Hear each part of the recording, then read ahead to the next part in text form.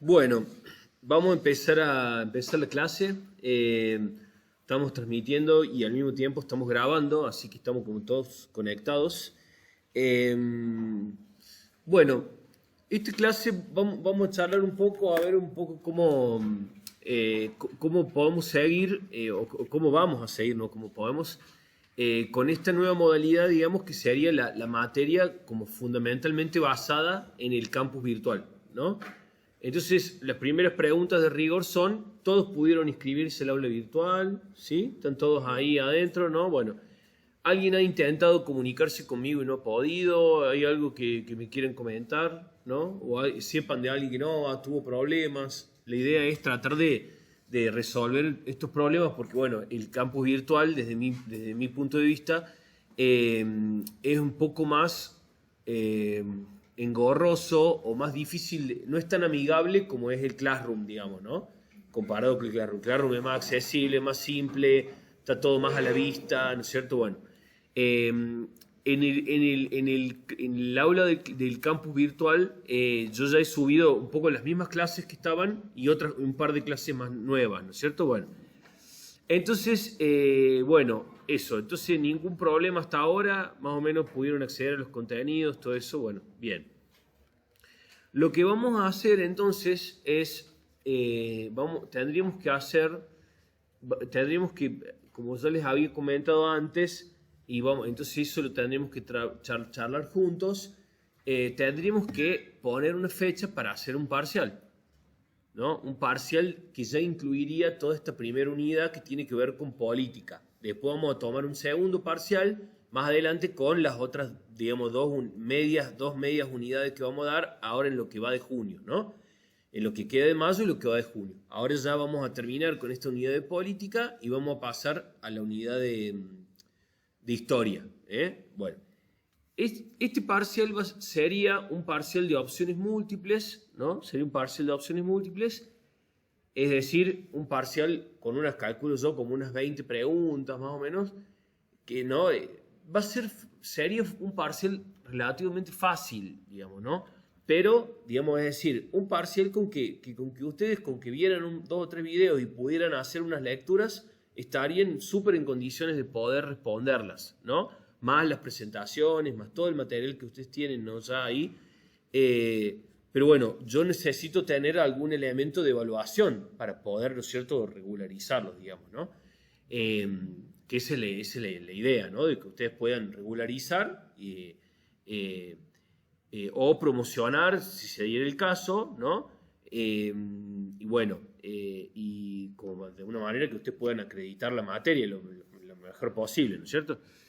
Entonces, la modalidad del parcial va a ser un parcial para hacer en sus casas a partir de la plataforma, ¿no es cierto?, del campus virtual. Y bueno, generalmente ese parcial está como en un tiempo abierto, ¿no? Y ustedes pueden ingresar, ya han hecho estos parciales, ¿no es cierto?, de la Modevan. Bueno, entonces no hay novedad ahí, digamos, ¿no? La pregunta sería, ¿cuándo lo podamos tener? Mi idea sería que ustedes pudieran hacerlo la semana que viene. Por ahí, por ejemplo, el viernes de la semana que viene no tenemos clase, podría ser tal vez en algún momento del viernes de la semana que viene. Como le digo, no es que el parcial es en un horario. Por ejemplo, el parcial está 24 horas abierto y ustedes tienen, dentro de esas 24 horas, se tienen que preparar, ¿no? Con los apuntes, qué sé yo, y en un momento se conectan y lo hacen, digamos, ¿no? Esa es la idea. O sea, que tienen una ventana súper amplia. Algunos lo quieren hacer en la mañana, otros la tarde, la siesta, la noche, las 2 de la mañana, cuando ustedes quieran, ¿no? Entonces, buenas, buen día, ¿cómo están? ¿Se entiende? Entonces, la pregunta, yo también, a ver, la fecha no la quiero imponer, quiero acordarla con ustedes, porque yo lo que quiero es que a ustedes les vaya bien y por lo tanto, no sé cómo están de parciales, si la semana que viene tienen un parcial, ¿cómo están con eso? No, me imagino que no, porque si no ya me hubieran dicho, sí, tengo parcial, ¿eh? Bueno, entonces el parcial sería, vamos a hacer, ¿no? Vamos a plantearlo así. Lo vamos a dejar, yo después lo voy a confirmar en un aviso, una noticia en el campus virtual. Pero en principio de movida el parcial sería el viernes que viene, seguramente es viernes 30, a ver, exactamente, sería como de movida el viernes 30 de mayo, con esa modalidad, opciones múltiples para que ustedes lo hagan cuando ustedes puedan. ¿Sí? ¿Puede ser? ¿Sí? Bueno, si hay algún problema, ¿escucharon, chicos? ¿Quieren que les repita? ¿Sí? ¿Escucharon lo del parcial? ¿No? El viernes que viene, ¿por qué? Yo tengo que tomar un parcial, sería de opciones múltiples, sería un parcial accesible, porque mi intención es que ustedes lo puedan aprobar y o promocionarlo, ¿no? Sería referido a todos los temas que hemos visto en la primera unidad, ¿no? Que es la unidad de política, ¿no? Todo lo que políticas públicas, política educativa, Estado, ¿no? Inclusive la Ley de Educación Nacional, que es el último tema que vamos un poco a charlar hoy. Entonces, se quedaría como tentativamente puesto para el viernes que viene. Si hay algún problema, ¿no? Y bueno, por lo que yo veo ya no habría ningún problema, ¿no? Pero bueno, de última, también como yo les digo, mi intención es poner la fecha para que a ustedes les vaya bien y tengan tiempo para estudiar y todo eso, ¿no? Bueno, entonces, pero lo van a poder hacerlo más bien, no se preocupen. Bueno, dicho esto, yo les preguntaba antes que ustedes llegaran, chicos, si alguno ha tenido algún tipo de problema con la plataforma, con el campus virtual. ¿Está todo bien eso? ¿Ningún problema? Bueno, perfecto, buenísimo. Bueno, entonces, hasta ahora, y pensando en el parcial, ¿tienen alguna duda? Sí. Sí. ¿Cómo va a ser el tema del recuperatorio de trabajo práctico? Los recuperatorios, todos los recuperatorios, los vamos a hacer al final de la materia. Los vamos a hacer al final de la materia porque, digamos, si los que tengan que recuperar, si también dependiendo de a ver qué otras cosas más tienen que recuperar, ¿no? Por ahí tienen que recuperar el parcial también. Entonces, acomodamos, porque, ¿qué pasa? Nosotros no tenemos, como nos vemos poco, tenemos poca posibilidad de meter esos recuperatorios, sí van a tener seguro las chances de recuperarlos, no se preocupen por eso, ¿no? Va a ser algún tipo de trabajo similar, pero ya lo vamos a buscar la forma de hacerlo. Como nosotros vamos a tener que tratar de poner todos los recuperatorios juntos, entonces más o menos en un determinado momento, algunos harán un recuperatorio, otros harán otro, ¿no? Es una cuestión de comodidad y de organización, si no tenemos que ver fechas específicas para, ¿no? ¿Se entiende? Pero bueno, ya lo vamos muy bien. De última, si se me ocurre otra forma o si a alguien se le ocurre otra forma, yo acepto sugerencias sin problema. Pero quédense tranquilos que van a tener todas las posibilidades de hacerlo, sin drama. O sea, los que tengan que recuperar el trabajo práctico, ¿quedan como regulares o...? Sí, la idea sería esa, pero bueno, lo voy a pensar, ¿no? Lo vamos a pensar. Bueno, ¿alguna otra duda pensando en esto? Sí.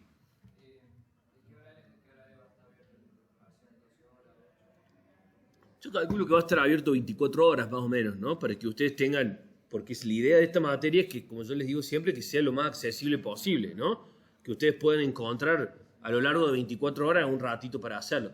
Va a ser un parcial de 20 minutos, ¿no? O sea, las opciones múltiples, eso ya lo voy anticipando que no sé cuántos parciales de opciones múltiples ustedes han hecho, no sé si tienen experiencia para hacerlo, pero de última podemos charlar un poquito de cómo funcionan, ¿no? Los parciales de opciones múltiples son parciales que tienen muy poco tiempo de respuesta, y está bien así porque, más cuando son hechos, digamos, a distancia, ¿no? Donde, primero, para que ustedes no tengan tiempo en principio de googlear o de preguntarle, ¿no?, a la inteligencia artificial, por ejemplo, rápidamente que les responda el parcial, ¿no? Y segundo, porque lo único que ustedes tienen que hacer ante una pregunta es cliquear una opción, ¿no? Entonces son parciales que generalmente no tienen más de 30 segundos por pregunta, ¿no? O sea, es el tiempo necesario para que ustedes puedan leer bien las opciones y más o menos puedan pensar un poquito y tomar una decisión. En todo caso, después podemos hacer como una suerte de simulación. Ya voy a ver si puedo, para ver si saltan problemas, que ustedes sepan. Lo importante de esto es que, entonces, lo importante es que ustedes no tengan ninguna sorpresa en torno a la plataforma, a ver cómo funciona. Por ahí podemos hacer a media semana como una simulación, como un parcial falso para que ustedes vean un poco más o menos cómo funciona, ¿no? ¿Sí? Podemos hacer eso, ¿no? Para que ustedes ya sepan, ¿viste? Cómo, el tema de la señal, el tema del lugar, el tema del tiempo, la mecánica, ¿no? Porque la idea es que en el momento que ustedes habilitan el parcial para hacerlo, todo el resto de temores y de cosas esté despejado y ustedes se pueden concentrar en los contenidos y responder las preguntas nada más, ¿no? Vamos a ver si... Pero bueno, los parciales de opciones múltiples son parciales lógicos, ¿no? Entonces, hay una forma de estudiar, o sea, según el tipo de evaluación que haya, según el instrumento de evaluación, el formato de evaluación, es más o menos como tiene que estudiar uno, ¿no? Generalmente los más complejos para estudiar son los exámenes donde se pide, en la evaluación se pide una producción de ustedes. O sea, es decir, por ejemplo, un examen escrito a desarrollar suelen ser más complicados o un examen oral, inclusive más, ¿no? Porque ahí también juega la capacidad de oratoria que cada uno tiene, ¿no? Y eso es muy, muy dispar, ¿no? Pero acá simplemente ustedes no tienen que escribir nada, lo único que tienen que hacer es elegir, ¿no es cierto? Entonces, ustedes tienen que hacer un estudio del material que esté pensado a retener las ideas principales y los conceptos, ¿no? Como para que, y también ciertas ideas generales que sean los elementos que a ustedes les permitan decidir entre una opción y otra. ¿Sí? ¿Sí? Bueno. Y después hay una cuestión que es la siguiente. Van a ser, como les decía, probablemente 20 preguntas con 4 opciones cada pregunta, ¿no? Cada 4 opciones de respuesta cada pregunta. Bueno, y esto es como una idea general de las opciones múltiples. Se responde, la mejor forma, son parciales que son muy lógicos, ¿no? Entonces, la mejor forma de responder los parciales de opciones múltiples es por descarte. Por descarte. ¿Por qué? O sea, ¿entienden lo que es responder por descarte? O sea, uno lo primero que tiene que intentar hacer no es apresurarse a tratar de decidir cuál es la correcta, sino hacer el trabajo sistemático de descartar opciones que ustedes son obviamente incorrectas. ¿No? ¿Por qué? ¿Por qué creen que esa es la mejor manera de responder las opciones múltiples? Exactamente. Si hay 4 opciones y ustedes logran descartar 2, ya en principio tienen 50% de probabilidad de pegarla, que es un montón, ¿no? Entonces, salvo que uno vea una pregunta que es recontra obvia y están súper seguros, de todos modos igual tenés que controlar las otras. Entonces, las tenés que leer a todas, ¿no? Entonces, bueno, y además la mejor forma de hacer las opciones múltiples es, en un parcial de opción múltiple, es crítica la lectura de la consigna, del enunciado de la pregunta y de las opciones, ¿no? Entonces, para poder leer bien, comprender bien, hay que tomarse ese tiempo para leer detalladamente con máxima atención. Entonces, ¿por qué? Porque no es como en un examen de desarrollo, si uno no leyó bien la consigna, la puede volver a leer cuantas veces uno quiera, ¿no? Acá uno lee una pregunta, pasa, ya respondió y ya fue la consigna, ¿no? Entonces, el factor clave en un examen de opciones múltiples es la concentración. La concentración. Entonces, ustedes cuando se van a disponer a hacer el parcial, tienen que establecer todas las condiciones, ¿no? Inclusive materiales, ¿no? Estar en un lugar donde les rompa las pelotas, tranquilos, ¿no? Bueno, entonces, las dos cosas todos los elementos que los distraen juegan en contra de su desempeño, ¿se entiende? Sí, bueno, y entonces, bueno, son parciales lógicos, o sea, ustedes tienen que tratar de identificar las respuestas que no son correctas y después, finalmente, siempre de última la duda va a estar entre menos opciones, ¿no? O sea, la decisión final sobre cuál es la correcta va a estar entre menos opciones. ¿Se entiende? Bien. Entonces, bueno, en realidad son como ideas generales sobre las opciones múltiples, que yo como profesor tal vez no se lo debería decir, pero me parece que sí, porque es una forma, yo se los planteo a ustedes no solamente como estudiantes, ¿no? Porque es decir, hay que ser inteligente y bicho para pensar en cómo uno está siendo evaluado, digamos, ¿no? Y además como docentes, ¿no? Porque ustedes también tienen que conocer los distintos dispositivos de evaluación para saber cómo después lo van a tener que usar, digamos, de alguna manera, ¿no? Bueno. ¿Alguna otra duda, una pregunta? Sí.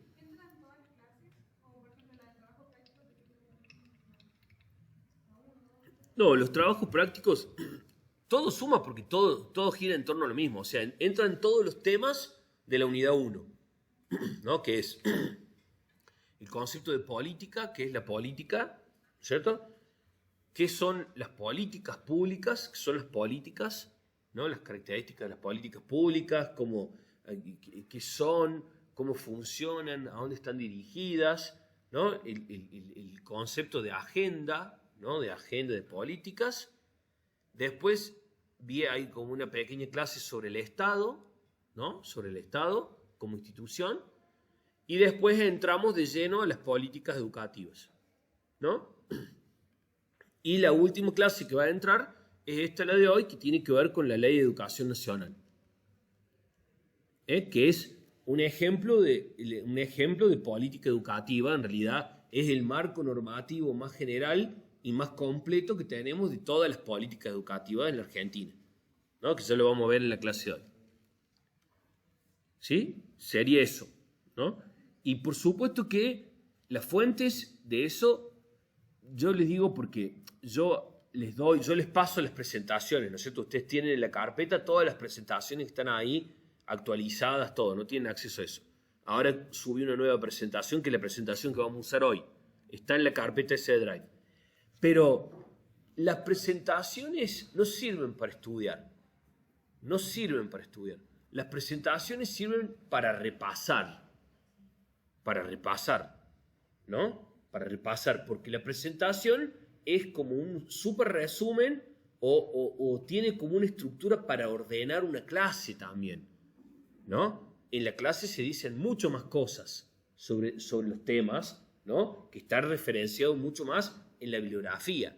Entonces, vayan a la bibliografía. Yo después les voy a hacer un listado de la bibliografía que va, ¿no? Les voy a hacer un listado de la bibliografía para que ustedes puedan leer, puedan ver los videos, ¿no? Los materiales de estudio. De ahí se estudia. De las presentaciones se repasa, ¿no? Porque uno ve un enunciado nada más. Entonces uno ve el enunciado y dice, a ver, ¿entiendo de lo que está hablando? Sí. Ah, bueno, entonces estoy más o menos bien, ¿no? Si yo leo el enunciado de la presentación y no tengo idea de lo que está diciendo, entonces me toqué estudiar. ¿Se entiende lo que digo? Porque a veces parece como muy cómodo estudiar una presentación, ¿no? Pues esto es lo importante. No, pero la presentación tiene enunciado y tiene 2 o 3 definiciones y nada más. ¿Se entiende? Bien. ¿Alguna otra preguntita?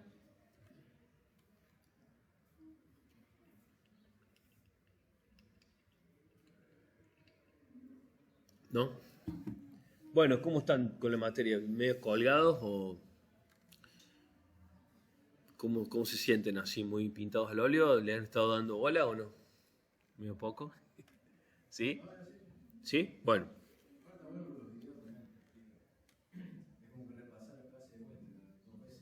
De una. Bueno, buenísimo. Buenísimo, buenísimo.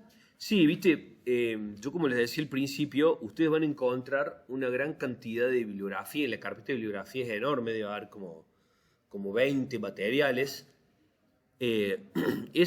Yo acostumbro siempre a armar una carpeta de bibliografía que tenga mucho más de lo que nosotros vemos, porque para que ustedes siempre se queden con la idea de que lo que nosotros vemos en una materia tan comprimida, una materia que abarca tantas cosas y que por condiciones de tiempo es tan comprimida, ¿no? Ustedes entienden que la materia en realidad abarca más o menos como que todos esos materiales, ¿no? Esos materiales les pueden dar una idea de cuántos otros temas entran, ¿no?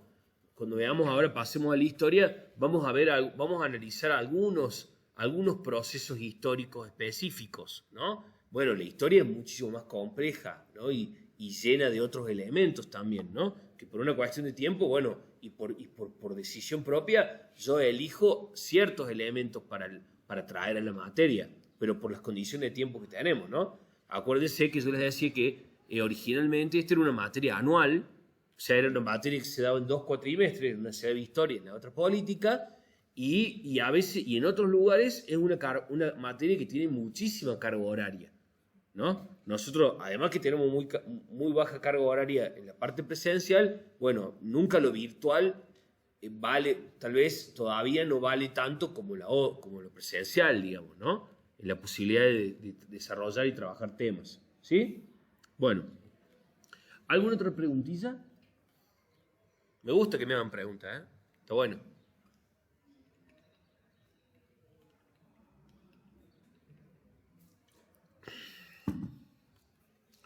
Bueno, ante cualquier duda, pueden solicitar por el aula virtual, solicitar clases de consulta. Por ejemplo, generalmente lunes, miércoles y viernes estoy a la mañana y a la tarde en el instituto, ¿no? Así que hay un montón de tiempo para hacer una clase de consulta antes del viernes, ¿no? Pero bueno, o sea, mi horario de consulta oficial son los miércoles de 8 a 12, pero no hay problema si ustedes me dicen, o inclusive martes, jueves, si ustedes lo necesitan, no hay problema, ¿no? Las pedimos y las acordamos, ¿no? Pero bueno, como ideal sería, bueno, si hay varios que tienen las mismas dudas, si ustedes tienen el grupo WhatsApp, arréglense ustedes, ¿no? Organícense y tenemos la clase que ustedes necesiten. ¿Sí? Usted dice que hay una carpeta de archivo Drive donde está todo el material. Sí. Si yo, antes de salir del grupo de WhatsApp, se las pegué a las dos.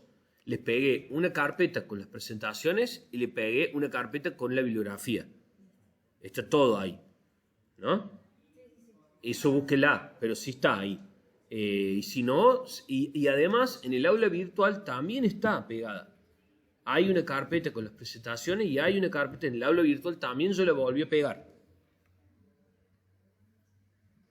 ¿Lo encontraste? En el WhatsApp sí.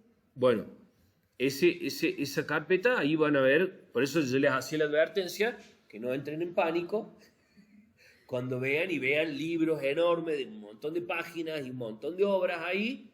Bueno, porque yo siempre digo, para que ustedes no crean que la materia historia y política se agota en lo que nosotros podemos ver acá, ¿no? Es mucho más amplia de lo que nosotros podemos hacer acá. ¿Sí? Bueno, ¿alguna otra pregunta?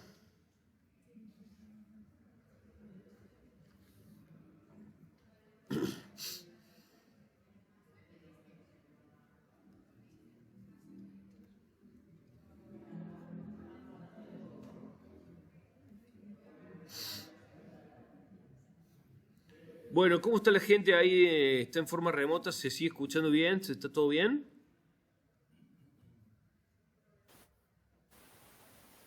Sí, se sigue escuchando. Buenísimo, perfecto, gracias. ¿Ven la presentación desde allá? Sí, ¿no? Bueno, espero que sí. Sí, profe, se ve todo. Bueno.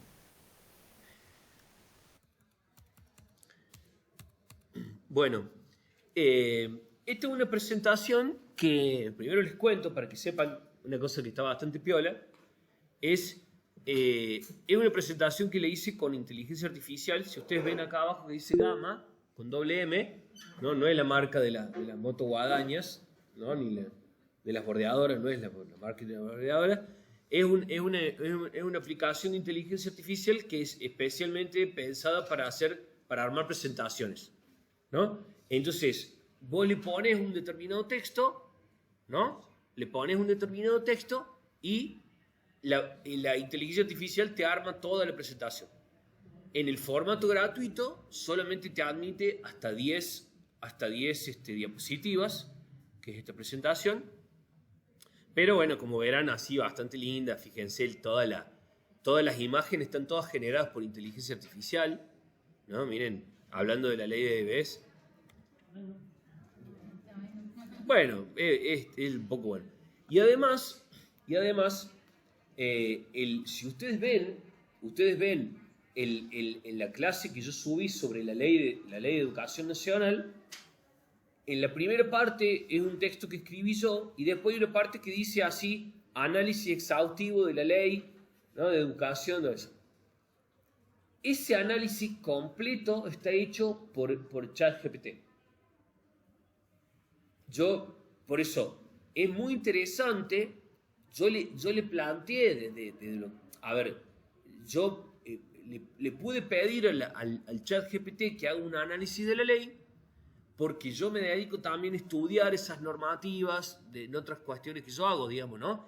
Entonces yo le di al ChatGPT los parámetros para que analice la ley desde determinados puntos de vista. O sea, que analice la ley como ley, pero que también la analice como política educativa, ¿no? ¿Qué características tiene como política educativa? Y también le pedí que haga un análisis de impacto de la ley. El impacto de la ley es decir, bueno, a casi 20 años de la ley, de la sanción de la ley, que diga, bueno, qué resultados obtuvo, ¿no?, pensando en el funcionamiento del sistema educativo organizado por esta ley, ¿no? Y bueno, el análisis es bastante sintético, podría ser muchísimo más largo, debería, tal vez, digamos, a ver, un análisis exhaustivo de la ley con todos los elementos que yo le puse para analizar, probablemente tendría que dar un análisis, un resultado, un informe de 500 páginas capaz, ¿no? Eso equivaldría tranquilamente a un trabajo de una tesis doctoral, por ejemplo, ¿no? Porque, bueno, es un montón, ¿no? Pero varias cosas interesantes plantea la ley, el análisis, ¿no? ¿Por qué les cuento esto? Porque, bueno, es un ejercicio que ustedes ya en esta instancia hay todo un universo de aprendizaje de uso de estas herramientas de inteligencia artificial. Son buenísimas para cuando uno sabe qué preguntar y sabe qué pedir y sabe qué tiene en mente hacer. Es una cosa alucinante desde el punto de vista de la certeza, ¿no?, y de la precisión con la que te da las respuestas. ¿Entendés? O sea, es como que entiende perfecto lo que vos le estás pidiendo, ¿no? Es impresionante. Entonces, hay un montón de herramientas, por ejemplo, esto para los docentes, más vale que siendo docente de primaria probablemente no vas a usar presentaciones PowerPoint con chicos tan chicos, pero hay de todo, ¿no? ¿Qué sé yo? Desde generación de canciones le podés pedir que te construya juegos, secuencias didácticas, cuentos, lo que vos quieras. Si vos le decís, además vos le podés decir, mirá, vos le podés subir PDF, ¿no? Le decís, bueno, mirá, te voy a subir 5 textos, 5 libros, por ejemplo, ¿no? Voy a decir una huevada porque yo no soy pedagogo, ¿no? Pero te voy a subir 5 libros manuales de cómo hacer secuencias didácticas, ¿no? Y quiero que vos, utilizando el material teórico de esos 5 manuales, decirte una huevada de cantidad de información que vos le das, quiero que me hagas una secuencia didáctica para tales núcleos de aprendizaje prioritario, para niños de 3er grado de una escuela rural del norte de la provincia de San Luis, que son niños que tienen tales indicadores socioeconómicos. O sea, vos podés llegar a ese nivel porque nada, a vos no te cuesta nada poner eso, son 2 segundos, ¿entendés? Bueno, es muy potente, aprendan a usarlo, ¿no? Aprendan a usarlo y nada, bueno, eso. La cuestión estética es espectacular, ¿no? Uno, si yo quisiera ponerme a hacer esto con un PowerPoint, estaría, no sé, un día entero, digamos, ¿no? Y además, bueno, tiene esa cosa de originalidad de las imágenes, de una cosa que habla de la ley y ahí aparecen estos cuadernos, ¿no? Como así, no, bueno, está bueno. Bueno, vamos a empezar con una pregunta que yo les voy a hacer. ¿Qué saben ustedes y en qué materias han aprendido lo que saben de la Ley de Educación Nacional? ¿Qué saben?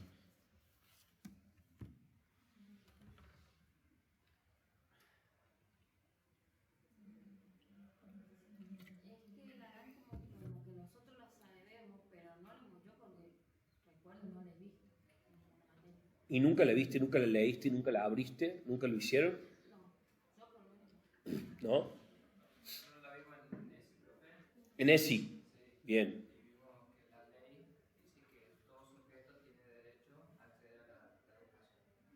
Bien, bien, bien.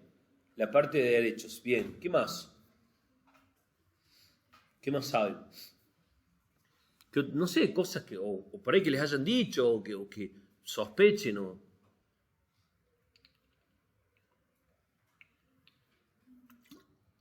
¿No mucho más? ¿No? Bueno, en una clase yo subí ya al campo virtual todo esto que yo le estoy diciendo, este análisis más todo otro análisis que hice yo, de pensar cómo la ley en realidad es una política educativa, vamos a hablar de eso. Y después también subí en otra nueva clase otra ley que es importantísima para la práctica docente, que es el estatuto docente, ¿no? El estatuto docente. Me voy a referir un segundito al estatuto docente. O a ver, primero, vamos a explicar esto. ¿Estatuto docente? No, no. La de San Luis es del 2010, una cosa así. Pero está bien lo que voy a decir, porque el estatuto nacional, el estatuto docente nacional, que fue el primero que se armó, ¿no? Y que tiene como más peso, ¿no? Todavía como antecedente normativo de todos los otros, ¿no? Es de 1958. O sea, casi ya va a ser un siglo que tiene, ¿no? Bueno. Lo primero que nosotros hemos dicho ya antes, y vamos a repasar ahora, es lo siguiente. En Argentina, desde muy temprano en la historia, en nuestra historia, las políticas educativas, el núcleo y la estructura más grande de las políticas educativas, en Argentina tienen forma de ley. Tienen forma de ley, ¿no? ¿Qué quiere decir que tienen forma de ley? Quiere decir que específicamente en el poder legislativo, que es uno de los tres poderes del Estado, ¿no? Se sancionaron, ¿no? el marco de principios y de ideas y algunas cuestiones bastante concretas, como por ejemplo, qué estructura tiene que tener el sistema educativo, ¿no? Una forma de estructurar todo, estructurar las instituciones educativas, es decir, estructurar cómo nuestra sociedad argentina vamos a resolver como sociedad el problema de educar, ¿no? Y de enseñar a las nuevas generaciones, ¿no? Bueno, en Argentina tiene forma de ley. Es común que los países, los estados-nación, establezcan leyes educativas, sí. ¿En todos los países pasa? No. No. El proveer el servicio de educación y el llevar a cabo, ¿no? La gestión de cómo se da concretamente la educación en un país es responsabilidad del Poder Ejecutivo. Como es la responsabilidad del Poder Ejecutivo la mayoría de las políticas públicas. Las políticas públicas son la herramienta del Estado, como decimos antes, para poder intervenir en la realidad social, ¿no es cierto? Pero el organismo que las pone en marcha, que las diseña y después que las ejecuta, es decir, ¿no? Que agarra y dice, bueno, tenemos este problema, y bueno, esto es verde y es así, esto debería ser rojo y debería estar así. Bueno, ¿cómo hacemos? Bueno, pensemos. A ver, ¿por qué es verde y por qué está así? ¿Qué posibilidad hay de que esto sea rojo? ¿Cómo hacemos para que esto se transforme en rojo? ¿Y cómo hacemos para que esté horizontal en vez de vertical? Bueno, esa es la parte de diagnóstico, diseño, la fase de la política pública. Generalmente, y únicamente, el que lleva a cabo la ejecución, el diseño y la implementación de las políticas públicas en general es el Poder Ejecutivo. El Poder Ejecutivo es lo que nosotros le llamamos el gobierno. Es el grupo de personas que circunstancialmente están ocupando los puestos de poder en el Estado. Circunstancialmente, porque si cuando haya otra elección, puede pasar que siga el mismo, puede pasar que cambie ese grupo. El gobierno cambia, el gobierno va cambiando. De hecho, eso es una parte fundamental de las democracias, ¿no es cierto? Los gobiernos es la renovación, la alternancia política que se llama, que a veces gobiernan uno y a veces gobiernan otros, es una parte fundamental del diseño de la democracia. ¿Sí? Bueno. Pero acá, esta política educativa no proviene del Poder Ejecutivo, proviene del Poder Legislativo. El Poder Legislativo es el que le sanciona la ley, el que la diseña, el que hace el trabajo de diagnóstico. Es una política educativa, una política pública también, que tiene forma de ley. ¿Por qué en Argentina, desde muy tempranamente, como yo les decía la otra vez, el Estado Nacional se terminó de establecer en 1880 y una de las primeras leyes importantes, fundamentales, que sacó ese Estado-Nación argentino, recién constituido, fue la ley 1420, ¿no? La ley de educación común se llamaba, ¿no? ¿Sí? O sea, ¿por qué desde muy tempranamente en la historia, en Argentina, el grueso de las políticas educativas, después todas las políticas educativas que tenga el Estado específicas, ¿no? Programas, proyectos, ¿no? Acciones específicas, todas las políticas educativas, que ya hablamos cuáles son, ¿no? Políticas curriculares, políticas docentes, políticas de gestión, ¿no? Todas las políticas educativas están adentro de lo que dice esta ley. Esta ley es el marco mayor de todas las políticas educativas de un país. ¿Por qué creen ustedes que tienen forma de ley? Si yo les digo que hay otros países que no hay leyes de educación. No hay una ley de semejante jerarquía de la cantidad. Miren, esta ley tiene 145 artículos. Es larguísima la ley, ¿no? ¿Por qué creen entonces que en Argentina, desde muy tempranamente en la historia, el grueso de las políticas educativas tiene forma de ley?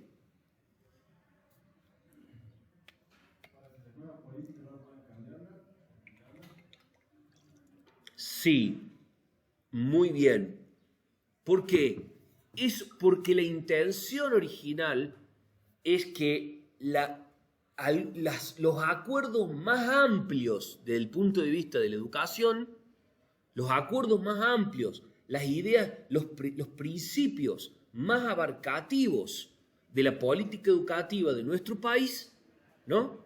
Son considerados y están establecidos como políticas de Estado. Por eso la educación en la Argentina es una política de Estado. ¿Qué quiere decir política de Estado? Quiere decir que para poder ponerle en marcha la política y establecerla, se necesita un acuerdo político de otra envergadura. ¿Sí?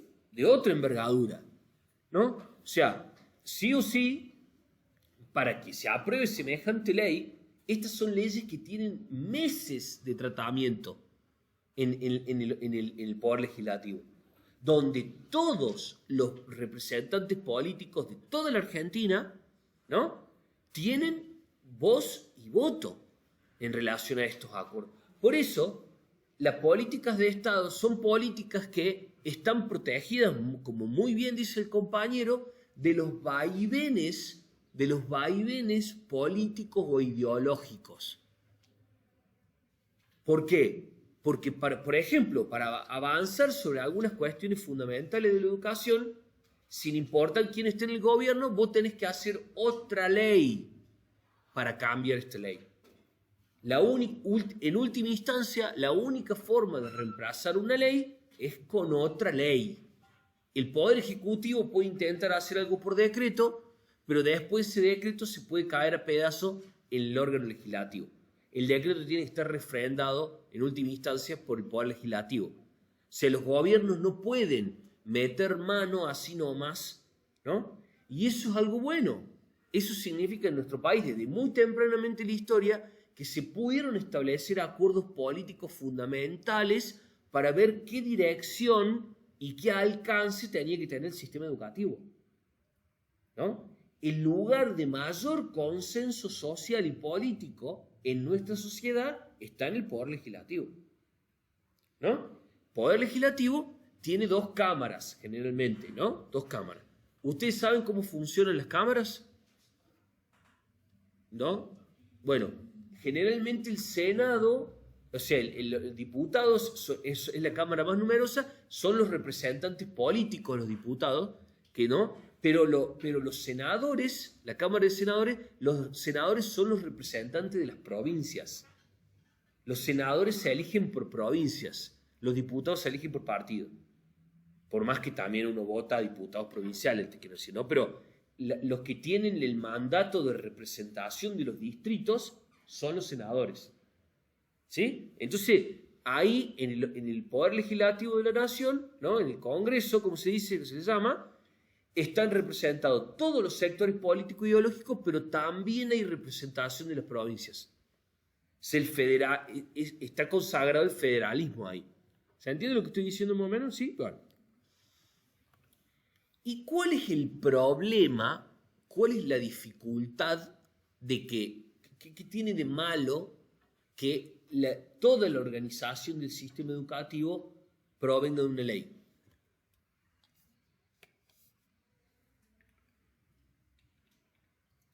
O sea, en su fuerza, la frase que les voy a decir, en su fuerza, en su fortaleza, también está su debilidad.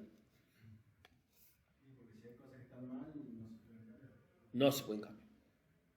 El nivel de rigidez que tiene la ley como instrumento normativo y como forma de la política, como eje de la política educativa, te impide hacer cambios. Te impide hacer cambios, ¿no? ¿Sí? Bien. Bueno, vamos a ver, esas son consideraciones generales. Otra cosa importante para entender es esto. Es que el sistema educativo, o sea, la forma en que nuestra sociedad se ocupa del problema de la educación, de resolver la tarea de educar a las nuevas generaciones, está organizado federalmente. ¿Por qué está organizado federalmente?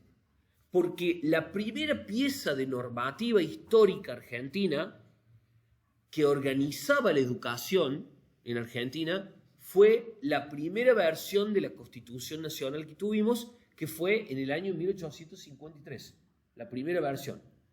Esa Constitución decía en el artículo 5 que la responsabilidad de la educación es de las provincias.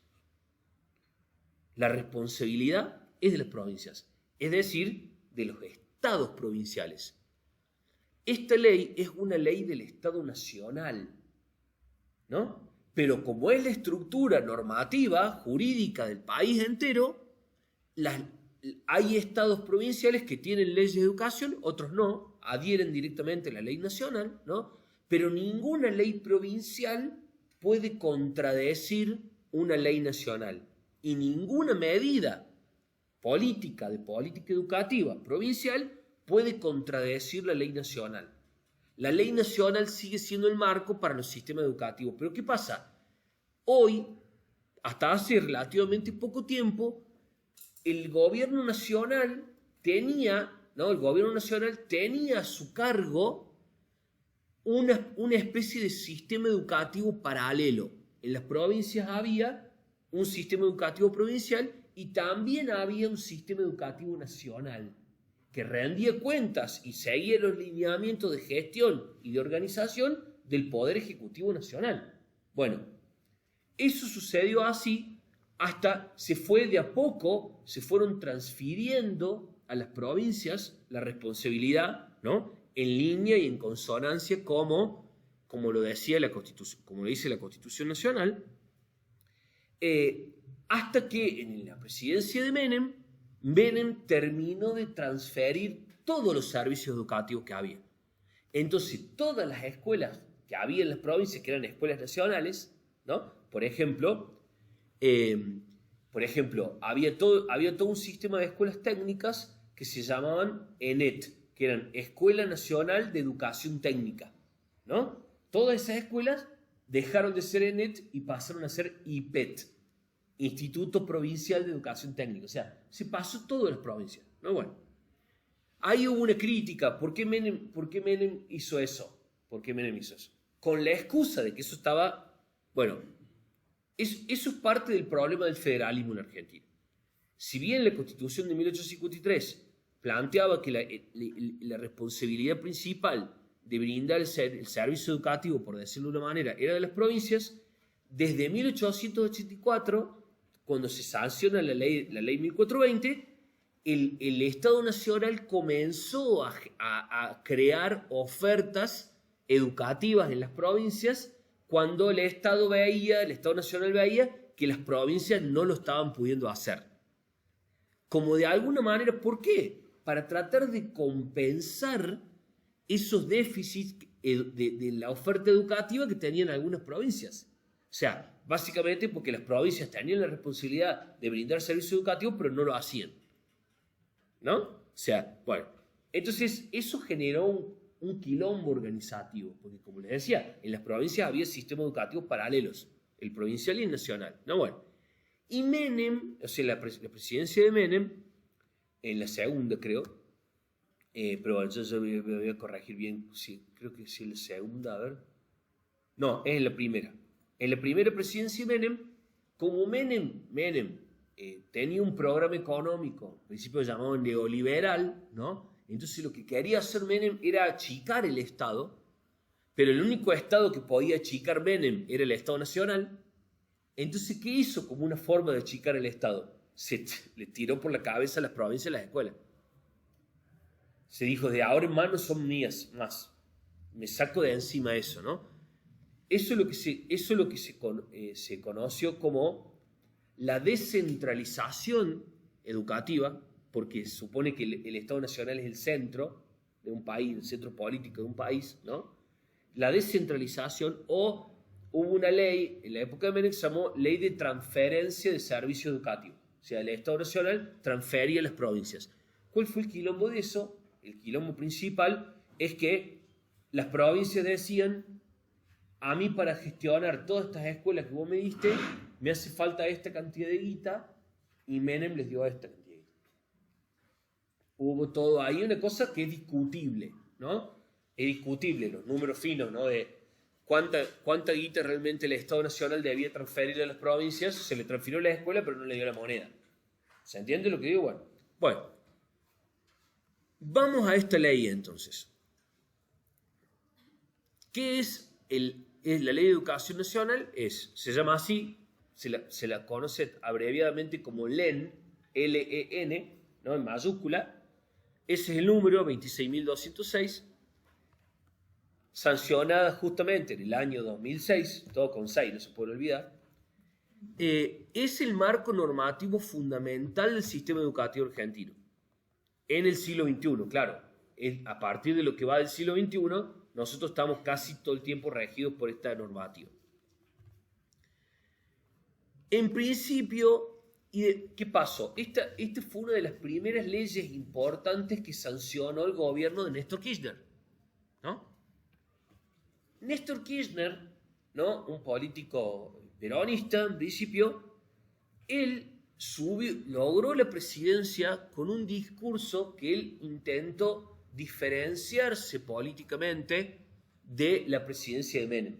De hecho, Kirchner, ustedes por ahí no se acuerdan, pero Kirchner compitió contra Menem en las elecciones. O sea, hubo las últimas las elecciones presidenciales que ganó, en la que terminó resultando elegido presidente Kirchner, compitió contra Menem. O sea, la principal pelea política era Kirchner contra Menem. ¿Y quién ganó las elecciones? Fue Menem. Menem ganó las elecciones, pero ganó en primera vuelta. La primera vuelta no le alcanzaba a Menem, ¿no? para haber obtenido la presidencia directamente. O sea que a ciencia cierta, Menem ganó 3 veces las elecciones de presidente. los primeros dos gobiernos de Menem, que lo votaron a Menem, y el tercero también le ganó él a la primera vuelta. ¿Y qué pasó? Menem no se presentó al balotaje, no se presentó a la segunda vuelta. Y entonces quedó elegido Kirchner. Como Menem no se presentó a la segunda vuelta, en la segunda vuelta se hace entre los dos candidatos más votados. Menem no se presentó porque él sabía que no iba a ganar. No le iba a ganar a Kirchner en segunda vuelta, o por lo menos eso pensaba. No, Menem ya estaba grande, se bajó. Entonces Kirchner, una de las cosas que yo observo, y esta es una opinión personal, pero en realidad es un argumento que yo tengo, no es una opinión, un argumento sobre que para analizar la ley, es que la ley fue parte de todo el relato discursivo del kirchnerismo, ¿no? De tratar de diferenciarse todo el tiempo de lo que eran los preceptos políticos y sobre todo económicos de Menem, ¿no? O sea, ¿por qué? Porque en la cultura política argentina Menem era un neoliberal, o sea, un ejemplo, el mejor ejemplo de un neoliberal, inclusive uno de los ejemplos más citados y más analizados, ¿no? De América Latina, ¿no? Y en realidad de todo el mundo en desarrollo, ¿no? Bueno, ahora tenemos Milei, ¿no? Sería el nuevo ejemplo actual, ¿no? De un neoliberal, ¿no? Neoliberal. Entonces Kirchner, esta ley era parte de este intento de diferenciación política de Kirchner con Menem, ¿no? ¿Y por qué entonces Kirchner sacó una ley? Porque muy poquito tiempo antes, 1993, habían pasado solamente 13 años, ¿no? Las leyes de educación argentina, nosotros tenemos el antecedente de la 1420, de 1800, o sea, ¿alguien trajo el fibrón? ¿No? ¿No tiene? Bueno, no importa. O sea, leyes de educación nacionales tenemos 3 en Argentina. Una que es la 1420, que es de 1884, 1800, o sea, fin del siglo XIX, ¿no? Largue. Muchísimas gracias. Nosotros tenemos leyes educativas.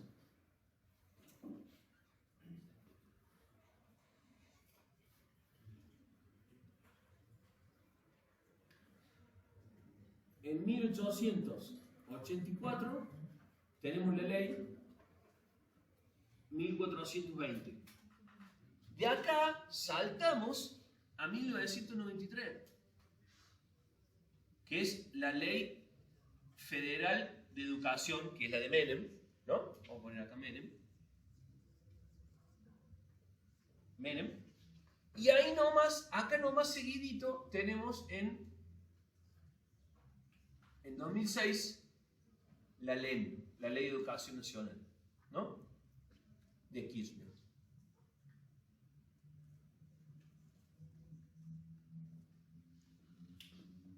Este es el hilo de tiempo, ¿cierto? Acá, en la mitad de que ahora lo vamos a ver cuando pasemos a la historia, hubo una derogación de esta ley que estaba en vigencia durante el primer gobierno peronista. Derogaron la ley 1420 porque Perón tenía esta ley 1420 era una ley avanzada, súper avanzada para la época, entre otras cosas porque establecía que el sistema educativo era básicamente laico, ¿no? No usaba la palabra laico, usaba la palabra neutral. O sea, no era ni confesional, ni religioso, ni tampoco laico. Porque laico significa que, o sea, hay muy pocos ejemplos en el mundo de estados con políticas públicas laicas, ¿no? Por ejemplo, hay un ejemplo que es Francia. El Estado francés es laico. ¿Qué quiere decir laico?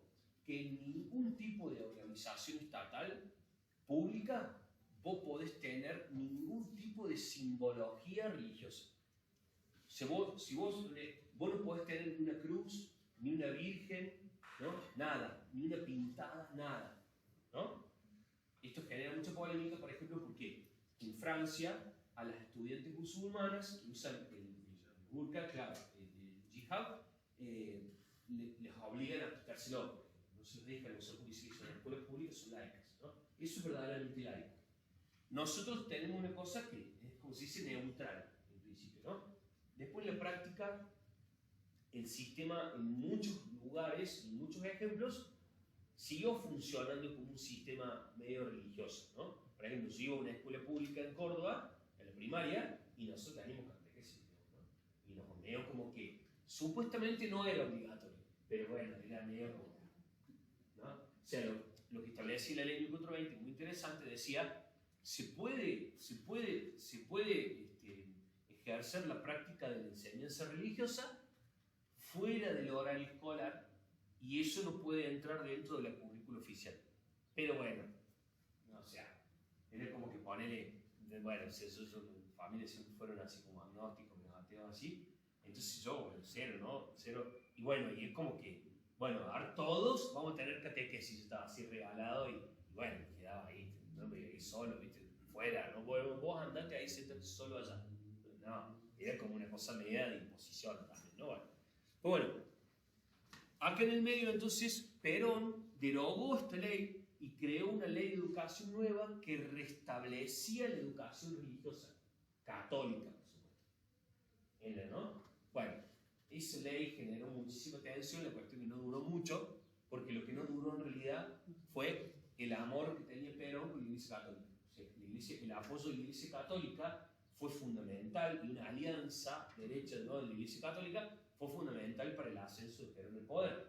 Pero una vez que Perón estuvo en el poder, ya se peleó con la Iglesia Católica, se desconocieron mutuamente, ¿no? La Iglesia Católica decía que Perón era un hereje, y los peronistas, ¿qué hacían?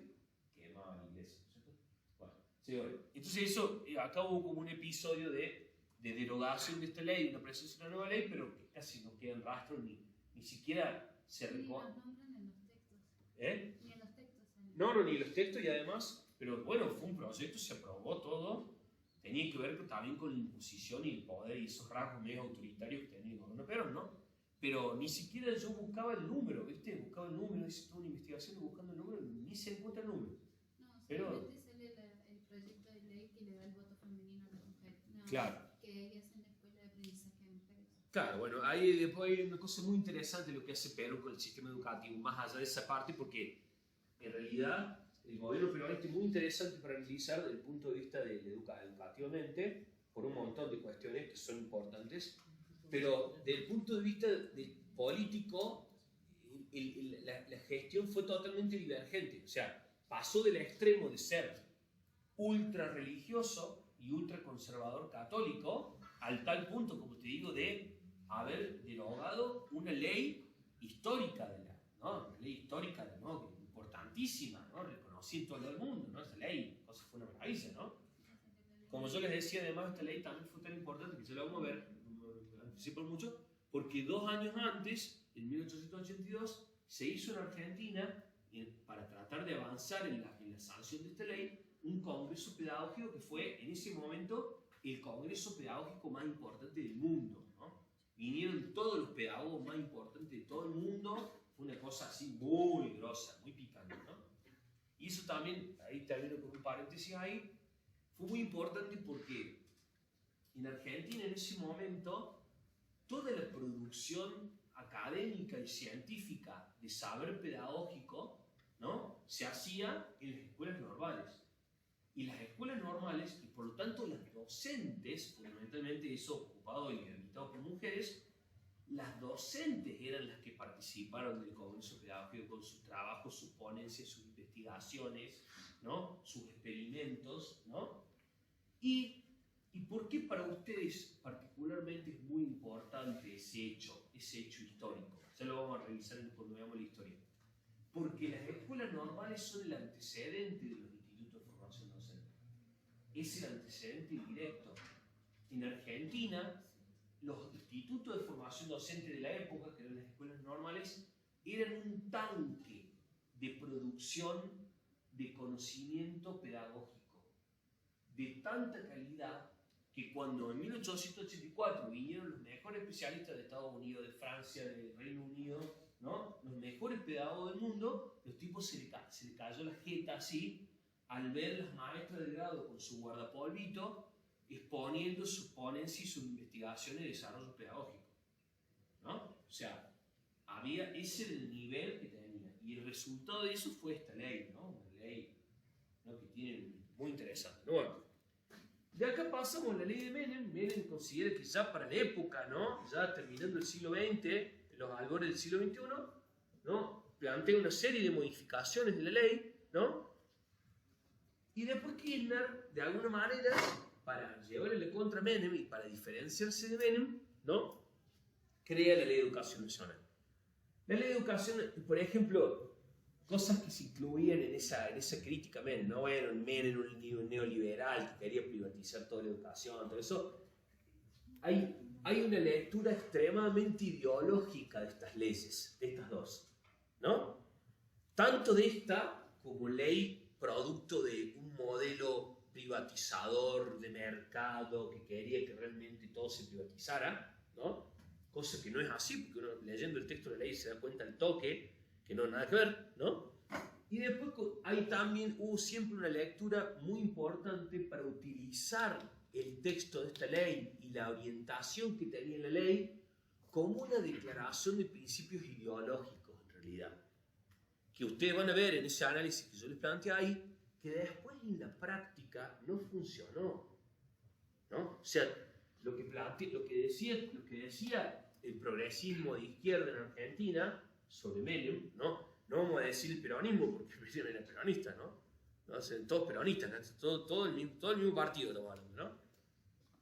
Decía esto, ¿no? Que esta ley era una ley que, y así comienzan todos los documentos, ¿no? Que analizan la ley, las políticas educativas de la época. No, por suerte el presidente Kirchner vino a recuperar el valor social de la educación, que Menem se lo arrojó a los cocodrilos del mercado, ¿no? Ese es el tenor de los análisis de las leyes, ¿no? Bueno, la realidad es que esta ley es casi igual a esta, no tiene cosas demasiado modificadas y además sigue la línea de esta ley. Por ejemplo, desde el punto de vista del reconocimiento de la educación como derecho, ¿no? Lo que hace la Ley Federal de Educación extiende la obligatoriedad en 3 años. Antes de esta ley, solo... ¿Cómo? Eso exactamente. Ahí, ¿qué hace esta ley? Esta ley, eso es una cosa, así me acuerdo que me refiero. Esta ley lo que hace es extender la obligatoriedad. ¿Por qué? Porque lo único que era obligatorio en esta época era la educación primaria, antes de esta ley, ¿no? Que era cuando yo iba a la escuela, ¿no? Que era de primero a séptimo grado. Era sale de 5, ¿no? Que no era obligatorio tampoco el sale 5, pero, bueno, todo el mundo iba a sale 5, ¿no? Pero no era obligatorio, o sea, de primero a séptimo grado. Eso era lo único que era obligatorio antes de esta ley. Y Menem extiende la obligatoriedad hasta tercer año de secundario. En esto que dice la compañera, que se cambie toda la estructura del sistema, ¿no? La estructura. Estas leyes son muy importantes porque establecen la estructura institucional del sistema educativo. ¿Qué se entiende por nivel inicial? ¿Qué se entiende por nivel primario, secundario, superior? ¿No? Son estas leyes las que estructuran, ¿no? Bueno. Entonces, el argumento que es que esto era una cosa así, una salvajada impuesta por el Banco Mundial, porque encima, en esta época, nosotros, ¿por qué tenemos que aceptar recomendaciones de ciertos organismos? Nos hacen recomendaciones, sugerencias, entre comillas, ¿no? Que tenían que ver con esa reducción del Estado de Menem, ¿no? Hubo un organismo internacional de crédito, que es el Banco Mundial, que establece un documento que son recomendaciones para organizar el sistema educativo, ¿no? Es un leso, la verdad que tampoco es una cosa que diga, ay no, qué asco de esto destila el neoliberalismo, que decía, no, la verdad que no es un estudio, un informe bastante bien hecho, ¿no? Bueno, pero si uno pensara que esta ley venía con esa idea de privatizar la educación y que dejar librado a las posibilidades económicas de cada uno el servicio educativo que uno iba a poder comprar en el mercado, no hubiera extendido la obligatoriedad, porque como compromiso se extiende la obligatoriedad, 3 años. Eso va en línea con pensar la educación como un derecho. Lo que hizo, al vos hacerlo obligatorio, lo transformas en derecho. Es un derecho, o sea, cosa rara en Argentina, ¿no? Los derechos son obligatorios también, ¿no? O sea, bueno, no hay una tensión ahí entre obligatoriedad y derecho, ¿no? Bueno, ¿se entiende lo que estoy diciendo? Sí, bueno. Lo que hizo después Kirchner es simplemente sumarle 3 años más de obligatoriedad. 3 años más para arriba, o sea, sería cuarto... Claro, eso polimodal era así, era la EGB era la Educación General Básica, el cambio de estructura. En vez de llamarle primaria, secundaria, qué sé yo, no. Le llamó EGB, o sea, Educación General Básica, que era como, tenía como 2 grandes partes, ¿no? Y después, eso estaba pensado hasta tercer año de secundario. Del tercer año de secundario en adelante, entraba la polimodal. ¿Qué quería decir? Que vos a partir del tercer año, no es que antes de Menem nadie llegaba hasta el 5º año en la escuela, no, ya estaba recontra generalizada la escuela secundaria. La grandísima, una mayoría importante, bueno, ¿qué mayoría era o qué cantidad de gente llegaba a 5º año? Hay que analizar los datos, pero digamos, había una parte importante de la población en edad escolar que llegaba hasta el 5º año, aunque no fuera obligatorio, ¿no? En mi caso, por ejemplo, ¿no? Bueno. Pero eso va en línea con el aumento de derechos, digamos, es evidente eso, ¿no? Y lo que hizo Kirchner después fue sumarle 3 años más, o sea, hacer todo el secundario obligatorio y hacer obligatorio sale 5, ¿no? O sea, extenderse, 4, perdón, bien, me corre 4, y ahora se está planteando la obligatoriedad sale 3, ¿no? Bueno. ¿Sí? Entonces, en definitiva, bueno, uno les pone una al lado de la otra, no son tan distintas lo que yo quiero decir, pero sí, discursivamente, fue muy importante para Kirchner, para la acumulación de poder y para él marcar un perfil político determinado de Kirchner, de Néstor Kirchner, ¿no? Esta idea de toda esta movida diciendo, no, para mí la educación no es la garantía del acceso a la sociedad, ¿no? De ascenso social, bla, bla, bla, bla, ¿no? Bueno. Mi argumento principal, como potente para mí y como resumen, es que eso tuvo en realidad una función principal que tenía que ver con la construcción de un relato político. Porque lo que pasó de hecho, yo después voy a subir todo un estudio muy interesante que es un tipo que se llama Narodowski, ¿no? Lo que pasó de hecho es que la gente que ya acá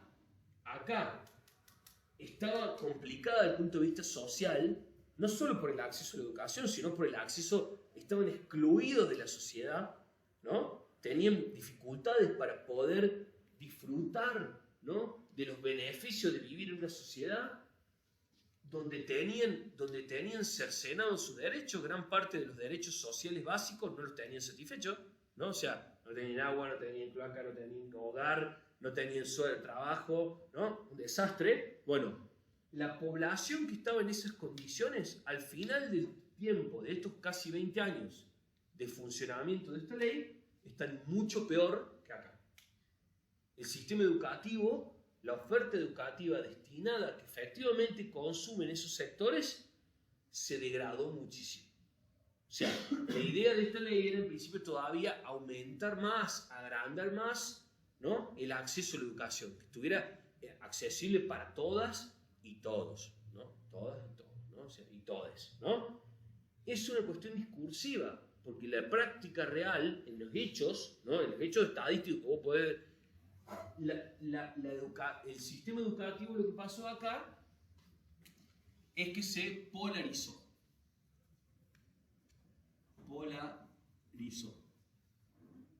Entonces, como nunca antes. En esta época hay gente que dice el sistema educativo, porque el objetivo principal de esto era combatir la privatización de la educación. ¿Por qué? Porque, bueno, si supuestamente vos sos popular, sos del pueblo, te preocupas por los que menos tienen, ¿no? Si la educación se privatiza, los que menos tienen no van a tener plata, ¿no es cierto?, para acceder a una educación de calidad, ¿cierto? Bueno, lo que pasó acá es que la educación se privatizó de hecho. ¿Qué quiere decir que se privatizó de hecho? ¿No? Quiere decir que aumentó muchísimo la oferta educativa privada, se crearon un montón de ofertas educativas privadas nuevas, ¿no? Y aumentó muchísimo la matrícula de escuelas privadas. Y por otro lado, la población escolar argentina se polarizó. Entonces, ahora vos tenés escuelas específicas para una determinada población de cierto sector social y tenés en este lado otras escuelas para otro sector social. La polarización está dada por el que puede pagar, esto tiene un montón de matices, según las provincias, según si estamos hablando de grandes aglomerados urbanos o no, ¿no es cierto? Provincias tradicionales como esta, donde todavía las instituciones, las escuelas públicas de gestión estatal tienen todavía muchísimo prestigio, ¿no? Y además hacen una muy buena tarea, ¿no? Bueno, pero hay muchos lugares, ¿no? Muchos lugares donde se da esto. El que puede pagar una educación privada y dentro de la oferta privada, dentro de lo privado acá, privado está a la derecha y acá público. Dentro de la oferta privada tenés escuelas que son muy caras, ¿no? Y escuelas que no son caras, ¿no? Hay escuelas privadas que son parroquiales, que son súper accesibles, ¿no? Que tienen un esfuerzo, ¿no?, comunitario para sostenerlo. Y lo que pasó fue que entonces lo mayor de la calidad educativa lo vas a encontrar acá, y las escuelas públicas se degradó muchísimo la calidad educativa. ¿Cómo lo sabes eso? Bueno, lo sabes porque vos mirás la matrícula de los estudiantes. Vos mirás la matrícula acá, decís cuántos estudiantes había en el sector privado y cuántos había en el público. Después de 20 años, vos ves que ha habido un éxodo hacia el sector privado, ¿no? Y ese éxodo al sector privado coincide con la pérdida de calidad, menos calidad,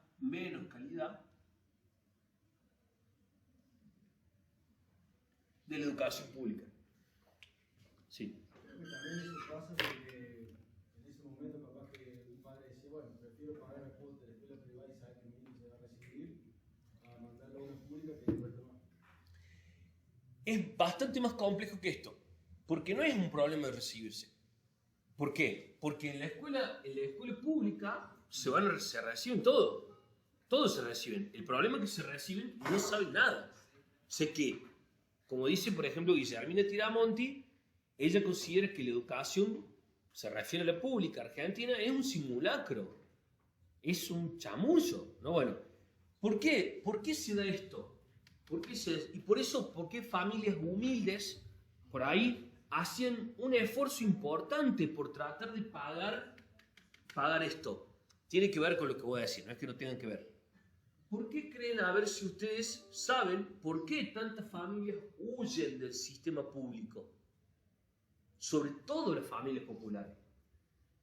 ¿Por qué a una familia popular le puede parecer valioso hacer un esfuerzo, inclusive con trabajos de la informalidad, llegando a duras penas a fin de mes, de juntar una moneda para tratar de mandar a su niño a una escuela privada? ¿La creencia de que el título de la escuela privada vale más y va a conseguir trabajo? No es eso. No, porque en realidad hoy el problema del trabajo de jóvenes es un problema que afecta mucho a las escuelas privadas también, ¿no? No es por eso.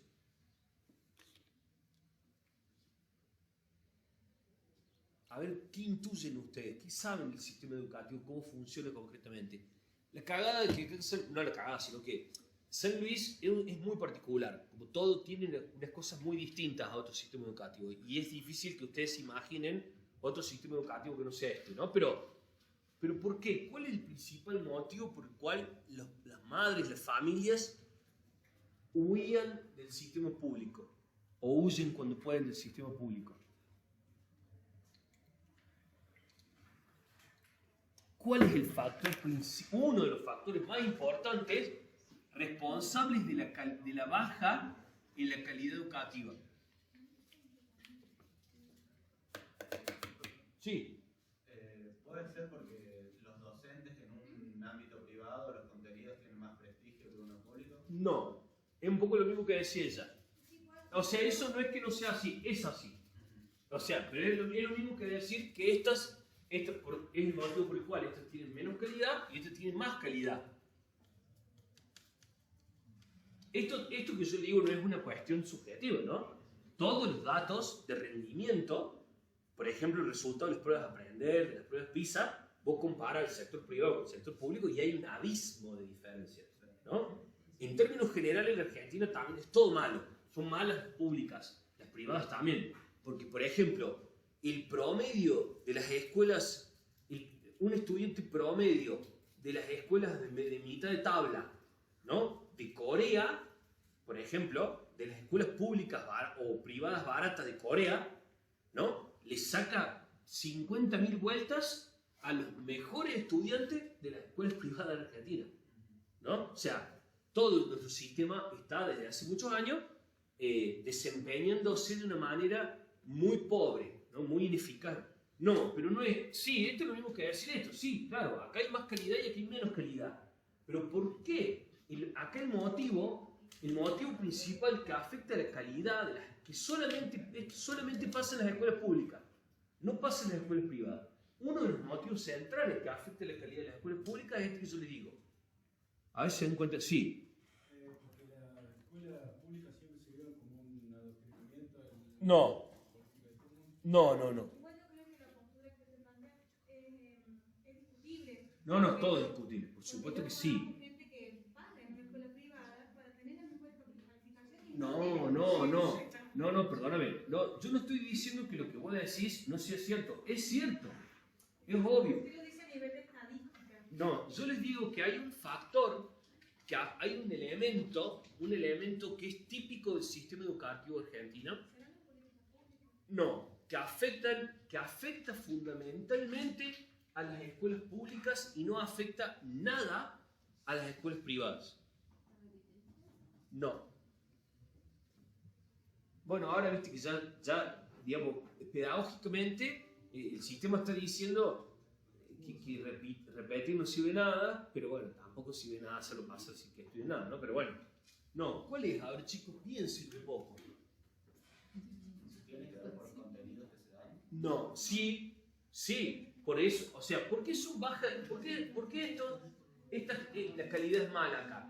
Porque los estudiantes, te lo voy a decir en términos pedagógicos, a partir, por ejemplo, de lo que plantea una pedagoga muy importante, que seguro la han leído, que se llama Flavia Terigi, ¿no? Que dice, los estudiantes acá tienen trayectorias de baja densidad. O sea, su trayectoria es una trayectoria educativa pobre. Pobre tiene que ver, entre otras cosas, con muy pocos contenidos aprendidos. Pero ¿qué es lo que hace uno de los factores? ¿No? Es un conglomerado de factores. Pero ¿qué es ese factor que hace que estos sean escuelas de muy baja calidad y que además haga que inclusive madres y familias del sector popular, como te decía, gente que tiene trabajos informales, que hace un esfuerzo por juntar el mango para llegar a fin de mes, se desangran para pagar, aunque sea una escuela privada, parroquial, barrial, que te cobra capaz que ponele 50.000 pesos de cuota al mes, ¿no? ¿Cuál es el factor?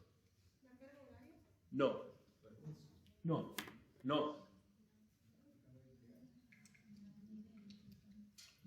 Bueno, es muy interesante que ustedes ni siquiera lo adviertan, ¿no? Muy interesante porque eso también esto es una pelota que les vuelve a ustedes directamente. Uno de los factores principales es el ausentismo docente. Los chicos en las escuelas públicas viven de horas libres. ¿Qué pasa? Los docentes solamente faltan y solamente hacen paro, díganme si no, en las escuelas públicas. Y además, ¿por qué ese es un factor que genera exactamente el efecto opuesto que se propuso resolver la Ley de Educación Nacional? ¿Saben a quién más de toda la pirámide social, a quién más afecta el ausentismo docente?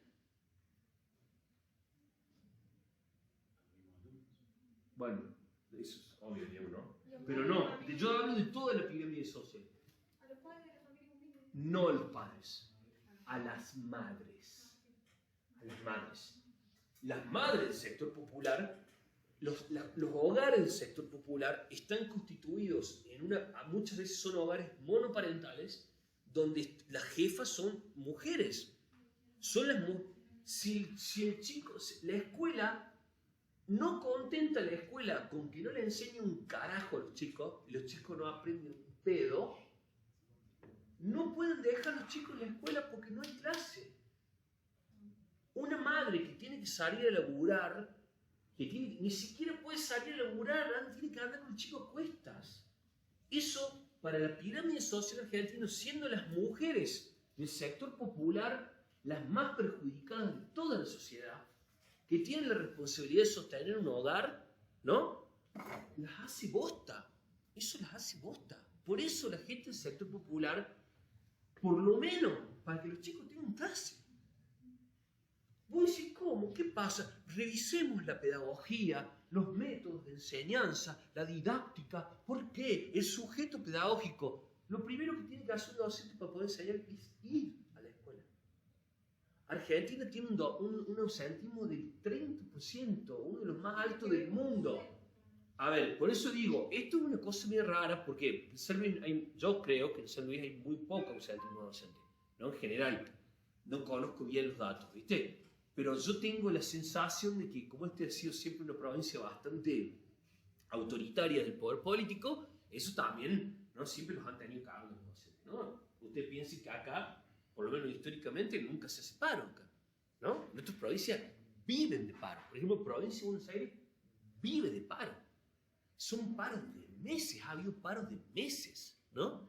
Acá la única escuela que mayormente creo que sufre de muchos paros es la mixta. La mixta. ¿Por qué? Porque depende de la universidad, que la universidad vive de paro. Entonces, chicos, esto es lo que... La realidad es que toda esta ley... ¿Y por qué pasa esto? ¿No les parece que esto va exactamente en contra de este espíritu? Bueno, la ley se planteaba, voy a leer acá lo que decía, ¿no? La ley de educación nacional busca reinstaurar la educación como un derecho social, garantizado por el Estado, con énfasis en la inclusión, la calidad y la equidad, reflejando un consenso político amplio y un enfoque en la educación como política de Estado. ¡Viva Perón! ¡Carajo! ¡Viva Perón! Es chamullo. Lo que pasó en el sistema educativo en estos 20 años de existencia de la ley es exactamente lo opuesto. Hay cientos de miles, millones de niños que no solamente no tienen garantizados sus derechos, sino que están condenados. O sea, eso, chicos, la estadística te lo marca así de una. Las escuelas públicas son, desde el punto de vista de la calidad, son desastrosas. Calidad, ¿por qué? Porque no tienen clase. La injusticia y el cinismo y la hipocresía de la clase política que dice esto, arma una ley con bombo y platillo, y la realidad, anda a decirle a una mamá, anda a leerle esto, léele eso a la mamá de un chico que lo tiene que andar llevando cuestas cuando va a laburar. Que si no sale a laburar porque trabajos... ¿Por qué esto las perjudica? Porque son trabajos informales. Un trabajo informal, el negro, si vos no laburás, no comés. No tenés nada, no tenés licencia. Ay, no, mi hijo no fue a la escuela, pido una carpeta médica. No tenés nada. Es el caso de cientos de miles de madres y de millones de chicos que están en esa condición. Entonces, por eso digo que esto fue ¿qué es lo que le pasó, me parece, al kirchnerismo, ¿no? O sea, en general, a toda esta etapa de este progresismo de izquierda, que no es que yo lo critique porque yo esté ideológicamente en otro lado, no es eso. Yo siempre me consideré progresista, de hecho era afiliado al Partido Socialista, o sea, no es que a mí lo que yo marco es que la realidad muestra una divergencia evidente con lo que pasó, con lo propuesto y con el discurso político. Esto es chamullo. Es todo chamullo. Los efectos reales de esta ley, ¿y eso por qué? ¿Y eso por qué? Porque para acumular poder, el kirchnerismo estableció un sistema de cogobierno de la educación, o sea, todos los sindicatos con los sindicatos. O sea, el gobierno de la educación no solamente lo hacían los ministros de educación de la nación y de las provincias, sino que también, en muchos casos, con la excepción, les digo, por ejemplo, de San Luis, ¿no? San Luis es típicamente la excepción, ¿no? Yo nunca vi un paro acá, estoy acá. Lo que no quiere decir que las cosas estén bien, ¿no? No estoy diciendo eso. Estoy diciendo que simplemente no hay paro, ¿no? Y hay, para mí, relativamente bajo ausentismo, ¿no? Porque, por ejemplo, aparte hay sistemas como las escuelas generativas, en ese sentido, una escuela generativa. Vos falta una escuela generativa, lo vimos en Beasley, fuera, ¿no? O sea, la gestión privada de las escuelas, por más que las escuelas sean públicas, los chicos no paguen cuota, la gestión es privada, entre otras cosas, por eso también, ¿no? O sea, es tremendo el ausentismo. En Argentina, y vos ahí voy a mencionar los sueldos, ¿no? Típica excusa, ¿no? ¿Por qué? Porque en Argentina, de un docente, de cada 3 docentes, ¿no? que hay en el sistema público, solamente laburan 2. Si vos le dividieras, si vos ese sueldo de ese que no laburan no lo pagaras más, ese sueldo lo dividiendo y le das automáticamente un 50% de aumento a los docentes que sí laburan. Encima son suplentes, no son ni de cara. Suplentes, interinos, precarios que andan de acá para allá, como sea, de escuela a escuela, para Y esperando años que se termine. Años. Entonces esto es una cuestión perversa políticamente. Porque esto fue un discurso hipócrita, vacío y para mí cínico, porque es el peor de los cinismos, el decir que yo te estoy garantizando. Y después ese delirio, ¿no es cierto?, del discurso político. Querer hacerle convencer a una persona que hace años que el chico no tiene clase, que lo tiene que llevar a andar a cuesta como si fuera una bolsa de papa, decirle que en realidad esta ley vela por sus derechos. Y es una ley popular que está hecha pensado en ello. Una mentira total. Y yo digo siempre lo mismo. O sea, ese discurso de defendemos la educación pública todavía es como el eslogan, el colmo del cinismo y maniqueísmo político. Preguntale a todo el que te dice que defiende, a los adultos que dicen que defienden la educación pública, porque son a dónde mandan sus hijos. Y no vas a encontrar uno que lo manda a una escuela pública. Todos mandan a sus hijos a escuela privada. ¿Por qué? Porque saben que la escuela pública es una porquería. Porquería porque no tiene clase. Vuelvo a decir, ¿no? Esto es una afirmación, bueno, estoy muy encendida así, bueno, yo me pongo así como medio exagerado, ¿no? Pero es de los fines, ¿no? de sostener mi argumento. Pero todo esto que yo les digo, yo les voy a subir análisis de datos del sistema educativo para que ustedes lo puedan ver. Y esto es una idea general, en términos generales, viendo los datos agregados de toda la Argentina. Eso nos sirve mucho para ver realidades un poco más chicas, ¿no? Para ver lo que pasa en San Luis, por ejemplo, como yo digo, para mí San Luis es una excepción por un montón de cosas, ¿no? En algunas cosas esa excepción es algo muy buena, y en alguna otra cosa puede ser mala, no lo sé, ¿no? Es una cuestión de opinión también y de gusto, ¿no? Pero bueno, hay provincias, por ejemplo, yo laboré mucho en el sistema educativo de Córdoba, y una escuela urbana marginal de Córdoba es un campo de batalla. Parece una escuela, entró una escuela y esta escuela la bombardearon, ¿entendés? Todo roto, se cae pedazo sucio, los chicos no van, es cualquier cosa, un caos total. Es una escuela donde no funciona como escuela, ¿no? Y son las únicas alternativas que tiene. Sí, por eso acá se generó mucho quilombo cuando Macri en un momento dijo, bueno, algunos tienen que caer en la educación pública, y todos dijeron, no, ¿cómo caer en la educación pública? Lavate la boca antes de hablar de la educación pública. Todo chamuyo, ¿no? Anda a decir a las personas más perjudicadas del sistema de la sociedad por este sistema, ¿qué te van a decir? ¿Qué piensan ellos de la escuela? ¿No? Y después, ¿qué pasa? Las madres que van a la escuela y se meten en la escuela y agarran a tortazo a los docentes, ¿no? Y vos decís, no, es una bárbara, barbárica. Ahí sí le dan la razón a Sarmiento, ¿no? Dicen, bueno, sí, ¿no? La barbarie. Bueno, Sacamos la careta, ¿no? Por eso, bueno, acá están los quilombos de la educación. Este es el compromiso que nosotros tenemos que adquirir para tratar de resolver los problemas de la gente que más lo necesita. Acá tenemos que apuntar nosotros.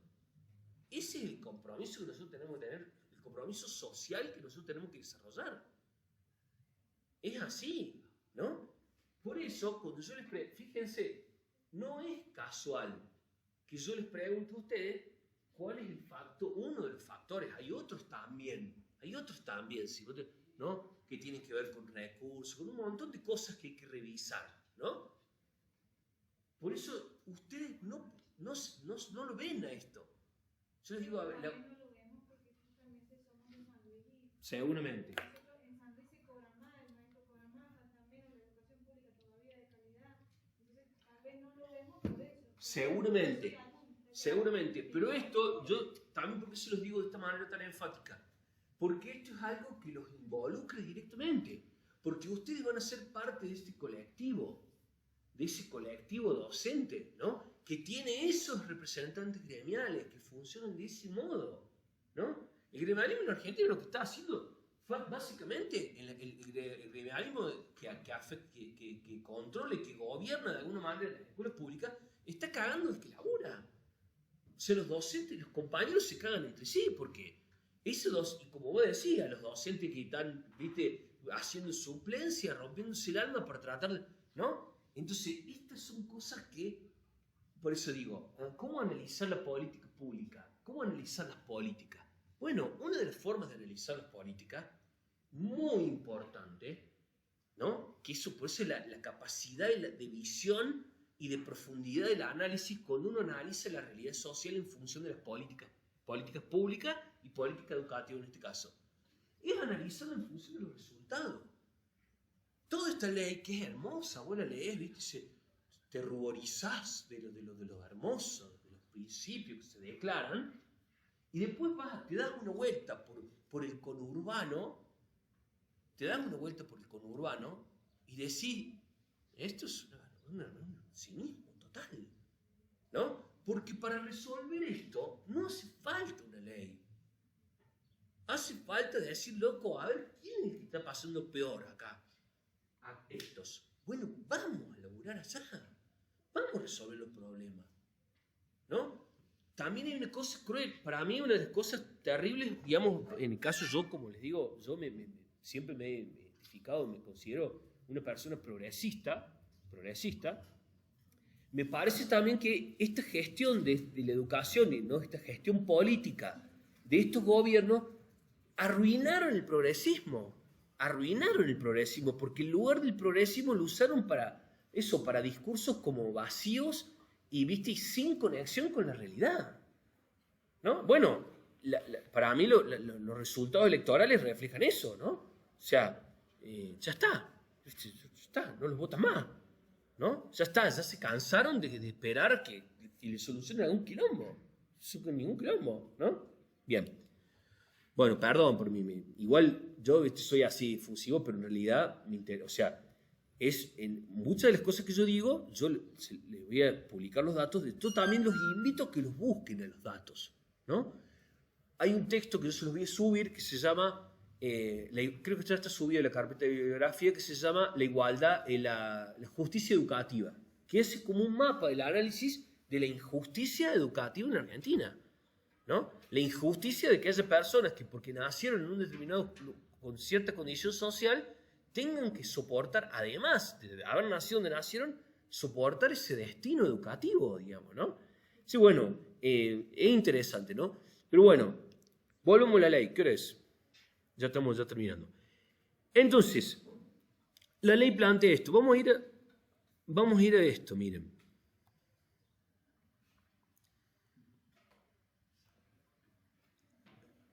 Desafíos persistentes y brechas educativas. Esto es el análisis de la ley, basado en el análisis estadísticos también. Altas tasas, especialmente en secundaria, de abandono y repetición. Altas tasas, ¿no? El problema del nivel secundario que comenzó con la Ley Federal de Educación, con esa obligatoriedad, y que después continúa con la obligatoriedad de la Ley de Educación Nacional, que hizo obligatorio todo el nivel secundario. Al hacer obligatoria la educación, se pone el Estado en el compromiso de tener que proveer la oferta. Si vos le decís a la gente, es obligatorio por ley que vos vayas a la escuela, tenés la obligación de ir, yo como Estado automáticamente me estoy asumiendo la responsabilidad de ofrecerte el servicio. Pues bueno, ¿a dónde voy? Acá tenés que ir. Acá está la escuela. Bueno, acá un problema grosso con el secundario, por ahí no tiene tanto que ver con ustedes porque están en primaria, que tiene que ver un poco con la historia del sistema educativo del nivel secundario, que surgió como un sistema, un nivel más para unas élites, ¿no? Y nunca se pudo llegar a hacer las paces con esta democratización o esta posibilidad de un acceso masivo, ¿no? Las escuelas secundarias son las que más fallan, digamos, ¿no? Son las que más fallan, ¿no? Desde mi punto de vista.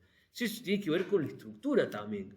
¿Qué estructura nosotros necesitamos acá para lograr todo esto que esperamos de la ley? Digamos, ¿no? O sea, que efectivamente, si la educación es considerada un bien público, es un bien público y además un derecho social fundamental, ¿no? ¿Cómo hacer para que ese derecho sea efectivamente garantizado, ¿no? O sea, la gente a veces piensa que solamente porque está escrito en una ley, piensa que el derecho ya está garantizado. Eso es un delirio, digamos, ¿no? O sea, no es así. O sea, vos lo tenés que garantizar materialmente al derecho, no discursivamente, ¿no? ¿Me entiendes? Bueno, entonces, digamos, altas tasas de repitencia, abandono y repetición en secundario y los primeros años de primaria, con muchas disparidades socioeconómicas, desigualdades territoriales. Esto es un poco lo que yo les decía al principio. O sea, dependiendo de qué jurisdicción estamos hablando, los resultados o el efecto que tuvo la ley en el sistema educativo es muy dispar. Es muy dispar entre provincias. Eso se nota a las claras en las estadísticas educativas. Las estadísticas educativas donde dice, bueno, capacidad para resolver problemas matemáticos de complejidad media. Vos empezás a ver los indicadores por provincia y son totalmente dispares, ¿no? Siempre ha sido, históricamente, el mejor distrito de toda la Argentina, la capital federal, ¿no? En este caso, que ahora se llama Cava, ¿no es cierto? Bueno, o sea, Ciudad Autónoma de Buenos Aires. ¿Por qué? Porque originalmente ahí siempre, ahí están las mejores escuelas públicas en Argentina, ¿no? Como es, por ejemplo, el Nacional Buenos Aires, que es un colegio de super elite, el Pellegrini, ¿no? Bueno, ese es un sistema educativo que tiene siempre, y tuvo el distrito argentino que más recursos tuvo siempre, digamos, ¿no? Bueno, desigualdades territoriales, infraestructura, necesidad constante de inversión para mejorar las condiciones de enseñanza y aprendizaje, por supuesto, obviamente. Bueno, viste esto, dice, logros, tensiones, este es el análisis que hizo la inteligencia artificial, ¿no? Bueno, dice, logros, reinstalación de la educación como derecho social. Dice es un chamullo, ¿no? O sea, no está reinstalado por nivel discursivo y cada vez, viste, ya está caído a pedazos la cuestión discursiva. Expansión de la cobertura y creación del Infod. Bueno, esto es muy importante para nosotros. La ley de Educación Nacional crea el Infod. ¿Por qué crea el Infod? ¿Por qué crea el Infod? Esto es muy interesante. ¿El Infod sabe lo que es? Vamos, con valor, dígalo. Vamos, dígalo. Y es instituto. ¿N qué será? ¿N qué será? Nacional de Formación Docente. Instituto Nacional de Formación Docente. Por primera vez hay en la Argentina un organismo central que intenta coordinar y bajar líneas políticas, de política educativa, quiero decir, no de política ideológica, a todos los institutos de formación docente de la Argentina. Uno de los textos que yo les puse ahí en la carpeta de bibliografía se llama Apostar a la docencia, que es un análisis comprensivo y detallado de todas las políticas docentes en la Argentina, de todas. Entre ellas, como habíamos visto, cuando analizamos las políticas docentes, son las políticas de formación docente. ¿Por qué? Porque si nosotros pensamos en la ley y decimos ley de educación nacional, nosotros queremos que la educación sea esto, ¿no? Que la educación sea un instrumento de ascenso social, de posibilidad de integración social y laboral de las personas que atraviesan el sistema educativo, ¿no? La garantía de un derecho, la posibilidad de que a partir de la educación las personas sean libres, ¿no? Libres de elegir a dónde, cómo, qué quieren hacer y a dónde quieren vivir, ¿no? Todas esas cosas tan bonitas que nosotros sabemos que están asociadas a la educación. Para nosotros lograr ese objetivo, uno de los factores más importantes, y es un factor que está en permanente discusión, es cuáles son las personas concretas que nosotros necesitamos que laburen para lograr eso. Es decir, ¿qué tipo de docente nosotros necesitamos para lograr eso? Porque así se diseña una política. Si yo quiero lograr esto, ¿no? Estoy en este lugar, ¿qué quiero lograr para llegar acá? Bueno, tengo que poner en juego acciones. Para esas acciones hace falta poner una moneda, para que esas acciones empiecen a caminar, moneda para lo que sea, para infraestructura, para sueldo, ¿no?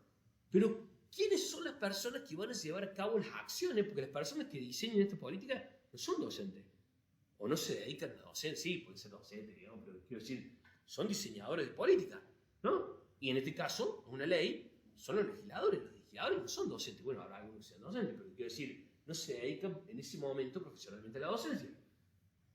Bueno, a partir de la idea del perfil del docente que nosotros necesitamos para que lleve a cabo las acciones, para lograr todas estas cosas maravillosas que dice la ley, ¿no? Es que se crea el Infod.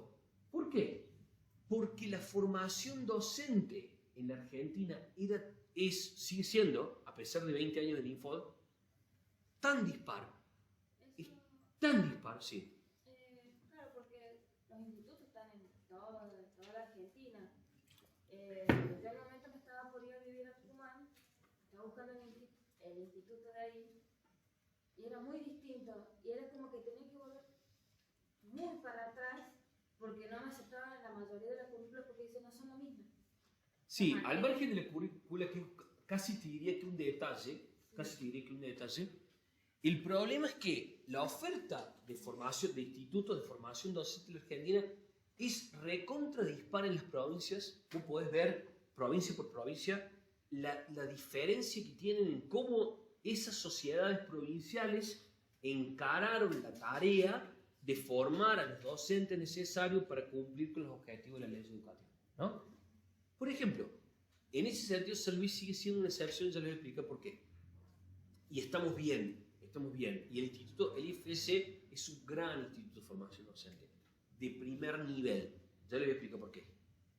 Por ejemplo, Córdoba, la provincia de Córdoba es la provincia de la Argentina que más municipios tiene. Tiene cerca de 600 municipios. Bueno, en la posibilidad educativa de la provincia de Córdoba, si vos sos un legislador de un pueblo perdido en el medio de la nada y vos querés quedar bien con tu comunidad, ¿qué vas a hacer? Abrís un instituto de formación docente. En Córdoba hay cientos de institutos de formación docente. Institutos docentes que nunca tuvieron edificio propio, por ejemplo, que funcionan en bibliotecas, en centros, aparte además el sistema privado de Córdoba es muy importante y hay un montón de institutos de gestión privada. ¿Eso qué hace? Que a su vez de la disparidad que hay en las provincias, hay provincias como la de Córdoba, que la disparidad está dentro de la provincia. No es lo mismo un docente formado en un instituto de primera línea de la ciudad de Córdoba, que hay algunos fantásticos, que un instituto de un docente formado en un lugar que tenía una planta docente de 4 docentes para 6 alumnos en la biblioteca pública de Chañar Ladeado. No es lo mismo. Entonces, el Instituto de Formación Docente surge con una idea de homogeneizar la forma, ¿no? Homogeneizar, regular la forma en la que se forman los docentes en la Argentina, con lineamientos políticos específicos. Uno de los lineamientos políticos que surge de la experiencia internacional en la formación docente dice que es mucho mejor tener concentrada la oferta de formación docente. Pocos institutos de formación docente. Y si vos lo que vos querés hacer es que venga gente de distintos lados para poder llegar con la cobertura a toda la provincia, beca los que vienen de lejos, para que vengan acá. No llevarles a ellos la oferta. Porque sin abrir una oferta de formación docente es un quilombo. Es un quilombo. Es muy complicado. Y las ofertas de formación docente que tienen esas características, que están perdidas en el medio de la nada, que no tienen infraestructura, que no tienen como un eje, es malísima la calidad. Entonces, la cuestión es, San Luis está en ese sentido siguiendo perfectamente los lineamientos políticos de lo que conviene hacer, porque en San Luis está súper concentrada la formación. De vez en cuando se abren, algunos se cierran, Utilizará, San Francisco del Bote de Oro, Santa Rosa de Colara, pero acá hay Villa Merced y San Luis. Son los institutos centrales que además los otros funcionan de una manera satelital y es mucho más fácil poner como una suerte de extensión áulica en otro lugar que abrir un instituto, con todo lo que implica. ¿No? Bueno, ¿por qué es muy importante lo que yo les digo? Porque en todo plan, en toda política educativa, siempre para lograr, desde el punto de vista de la lógica de las políticas educativas, para poder lograr lo que sea que vos quieras lograr un objetivo nuevo, resolver un quilombo, mejorar la calidad, siempre, inevitablemente, la variable principal es la calidad de la formación docente y la calidad de las personas con las que vos contás para lograr esta tarea. Esa es la particularidad parte de la educación. Las personas que se encargan de llevar la tarea son profesionales específicos, ¿no? Entonces, esto, por eso también es muy interesante, yo creo que sí, ciertamente es un avance la creación del Infodum, una cosa muy buena que tiene la ley, que es esta idea de decir, bueno, y además el Infodum labura muy bien, siempre está tratando de decir, vamos para allá. Y otra cosa muy importante que tiene esta ley, que arregla el problema del federalismo creando una cosa que se llama Consejo Federal de Educación. Esta ley establece el Consejo Federal que es un órgano consultivo, ¿no? O sea, un órgano democrático consultivo, ¿no? Para tomar decisiones de manera consultada, ¿no? Donde, ¿quiénes son los miembros del Consejo Federal? Todos los ministros de educación de las provincias. Como un órgano de generación de política, de diseño de política, que es muy interesante, todas las normas y las resoluciones del Consejo Federal son buenísimas, ¿no? En relación a cada nivel, en relación a la tecnología, un montón de cosas está siempre el Consejo Federal. Entonces, son cuestiones y medidas de política y sugerencias de líneas de política que se consensúan con los equipos técnicos de todos los ministerios. Entonces, de alguna manera, todos los lineamientos políticos que estaban concentrados en el Ministerio de Educación de la Nación, es decir, cómo tiene que ser la educación, es producto de una ley federal y, por otro lado, una ley, digamos, del Congreso Federal, y después existe el Consejo Federal de Educación, que es un organismo, como les digo, que tiene representación de todas las provincias, ¿no? Sí, muy interesante. Bueno, chicos, no los aburro más. Bueno, estudien para el viernes que viene, para el parcial. Si necesitan ayuda, me avisan por el campus y hacemos una clase consulta.